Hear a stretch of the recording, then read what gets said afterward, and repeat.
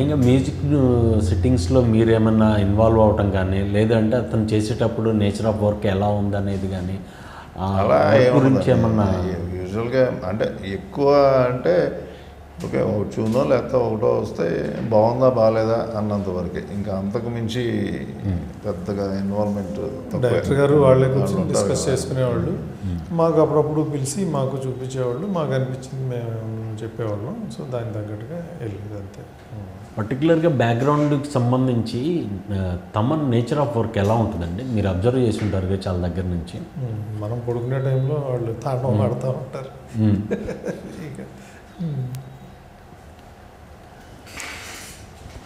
వీళ్ళ కన్వర్జేషన్స్ ఎలా ఉంటాయండి? అంటే ఒక డైరెక్టర్కి మ్యూజిక్ డైరెక్టర్కి సంబంధించి ఆ సీన్ని ఎన్హాన్స్ చేయడానికి దానికి సంబంధించిన ఒక బీజిఎంని ఇవ్వటానికి కానీ ఒక సాంగ్కి ఇవ్వటానికి కానీ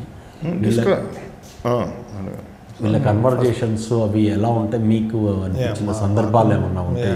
మాకున్న ఐడియా ప్రకారం అంటే జనరల్గా ఎలా ఉంటాయి అంటే కథ ఎలాగో ఫస్ట్ చెప్పేసి ఉంటారు కదా, ఆ తర్వాత సిట్యువేషన్ చెప్తారు. సిట్యువేషన్ చెప్పినాక ఆ సిట్యువేషన్లో ఆ మూడ్ ఆఫ్ ద క్యారెక్టర్ కావచ్చు, క్యారెక్టర్స్ కావచ్చు, ఈ ప్రాసెస్లో ఎలా ఉంటుంది, అక్కడ దాకా వచ్చినాక ఎలా ఉంటుంది, దీని తర్వాత ఎలా ఉంటుంది, సో అనేది కొంచెం డెఫినెట్గా డిస్కషన్ జరుగుతుంది.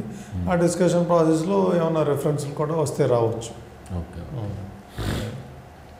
ఫైనల్గా మీకు ఈ బాలకృష్ణ గారితో వర్క్ చేయటం ఎలా ఉంది? ఈ కంప్లీట్ ఈ పిక్చర్ అయిపోయిన తర్వాతకి మీకు ఆయన మీద కలిగిన ఒక ఒపీనియన్ అనుకోవచ్చు, లేదు అంటే ఒక బాండేజ్ అనుకోవటం అనేది ఎలా ఉన్నది? ఆయన ఎప్పుడు చూసినా మనకు ఒక వావ్ ఫ్యాక్టరే. అంటే షూట్లో పక్కన మనం కూర్చుని ఉన్నప్పుడు ఒక రకంగా ఉంటుంది, కెమెరా ముందుకు వెళ్ళంగానే అసలు చూడంగానే అసలు మనకే ఇప్పుడు దాకా కూర్చుని ఆయన స్క్రీన్ ప్రెజెన్స్ అంటారు వచ్చేస్తుంది. మనం మానిటర్లో చూడంగానే అసలు ఈయనేనా అనిపిస్తుంది.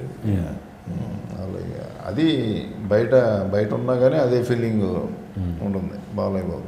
ఒక ఆరా ఉంటుంది ఆయన చుట్టూతా, వస్తే ఆయన ఎనర్జీ మామూలు ఎనర్జీ కాదు అసలు. ఓకే. పర్టికులర్గా ఈ గెటప్లో ఉన్నప్పుడు మీరు షూట్కి వెళ్ళినప్పుడు మీకు జరిగిన ఎక్స్పీరియన్స్లు ఏమన్నా ఉన్నాయా? ఎక్స్పీరియన్స్ అంటే జార్జియా మేజర్, ఎందుకంటే బికాస్ ఆఫ్ ది వెదర్ చలి బాగా ఇక్కడ మొత్తం చుట్టూ స్నో మౌంటైన్స్, దాంట్లో 3-4 degrees ఉండేదేమో. మార్నింగ్ 6-6:30కి వెళ్ళిపోయేవాళ్ళం, ఎందుకంటే ఎర్లీ లైట్ వస్తుంది కదా అక్కడ. సో 7-7:30 నుంచి షూటింగ్ స్టార్ట్ చేసేవాడు. మళ్ళీ లైట్ ఎక్కువ ఉంటుంది సాయంత్రం 6 దాకా.